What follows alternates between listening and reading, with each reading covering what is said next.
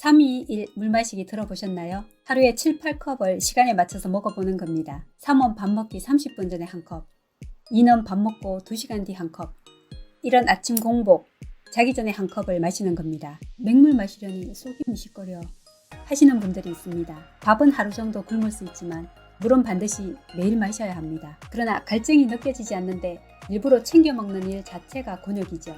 그래서 식사 때 겨우 한두 모금 정도로 목만 축이는 사람들이 의외로 많습니다. 그러나 세계보건기구에서는 매일 1.5리터에서 2리터 정도의 물을 마시라고 권장합니다. 그래야 체내 노폐물 배출 및 신진대사 활성화에 도움이 되기 때문입니다. 그러나 막상 이 정도의 수분을 섭취하는 게 사실 쉽지가 않습니다. 또 2리터의 물을 모두 마시게 된다면 건강에 적신호가 켜질 수도 있습니다. 왜냐하면 우리 몸에 물이 들어올 때 음식으로도 들어오거든요. 국도 있고 반찬도 있습니다. 특히 채소나 과일의 90%가 물입니다. 이 모든 걸 합쳐서 2리터가 되게 마시면 됩니다. 식사 30분 전에 물 한 컵은 장 속으로 물을 충분히 공급해서 소화력을 촉진합니다. 식사 2시간 뒤 물 한 컵은 위에서 장으로 내려가는 음식물의 소화를 도와줍니다. 잠자기 1시간 전 한 컵은 아침에 일어났는데 목이 텁텁하고 첫 소변이 노랗다면 잠자는 7, 8시간 동안 수분 부족 현상이 일어났다는 겁니다. 그런 날은 제대로 잠도 못 자고 꿈도 많이 꿉니다. 원칙적으로는 물은 몸 밖으로 빠져나간 만큼 섭취해줘야 합니다. 많이 먹어도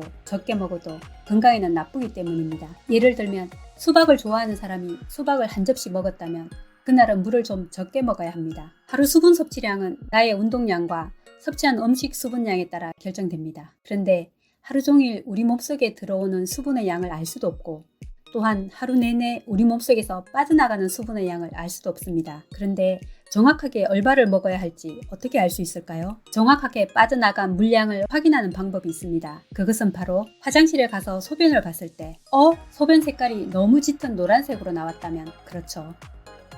몸속에 물이 부족하다는 증거입니다. 이때는 물을 마셔야 합니다. 이렇게 물을 마신 후 10분에서 15분이 지나면 소변이 옅은 노란색으로 바뀌는 걸 금방 눈으로 확인할 수 있습니다. 혹시 비타민 B를 드시거나 종합 비타민 또는 바카스를 드셨다면 노란색으로 나오는데 그 노란색은 아주 밝은 노란색이고 물이 부족해서 나타나는 노란색은 누렇고 진한 노란색이어서 금방 표시가 납니다. 또 물을 너무 적게 마시면 몸속의 전기 발생량이 적어져서 힘이 없어질 수도 있고 해로울 수도 있습니다.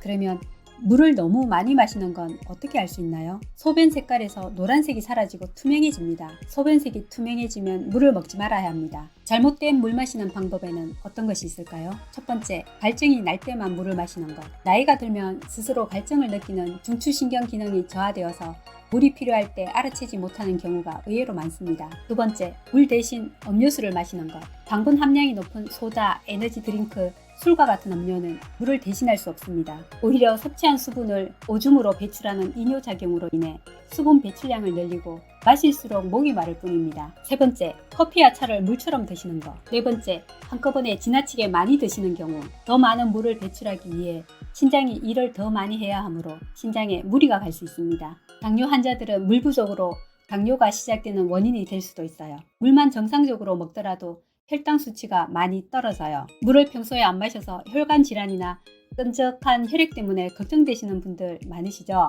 약이 아니어도 물만으로도 도움을 받으실 수가 있습니다. 지금 갈증이 난다면 이미 좀 늦은 것이고 갈증이 없어도 나의 몸을 위해 일어나서 따뜻한 물 한 잔 드실까요?